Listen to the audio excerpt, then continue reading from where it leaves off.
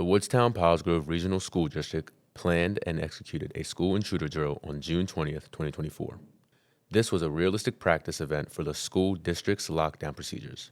The drill was organized in conjunction with the Woodstown Police Department, the New Jersey State Police, the Salem County Sheriff's Office, the Salem County Prosecutor's Office, the Critical Response Group, and Allied Universal Security Services. The idea of this intruder drill was formed through discussions with local law enforcement agencies about their coordinated response to an emergency in a school setting. Their objective was to test the internal and external responses of multiple organizations surrounding an active assailant incident at Woodstown High School. There were over 90 participants in the exercise, and they had over 100 observers from various school districts and law enforcement agencies. Such a large, coordinated drill of this nature was the first exercise in Salem County using private security alongside law enforcement. And it was the first exercise in Salem County where school administration worked alongside law enforcement in the command center. The day began with just-in-time training for the various participants and security checks and briefings. Then, the observers gathered in the school's multi-purpose room and were briefed on the events of the morning. For this exercise, the intruder entered and moved throughout the building.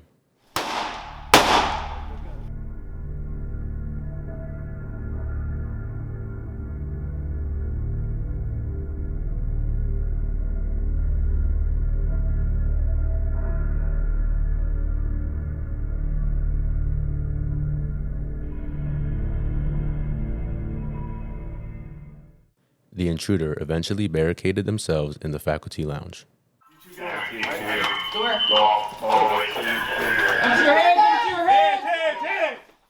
The Unified Command Center in post, which included the various responding law enforcement agencies, school administration, the school's technology department, as well as the superintendent's office administrative assistant receiving simulated phone calls from concerned parents, was established and contained in the multipurpose room.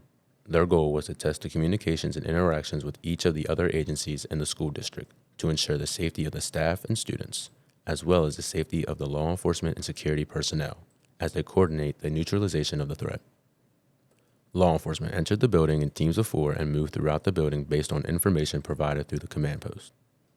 Law enforcement neutralized the threat and arrested the lone intruder and escorted this individual out of the building.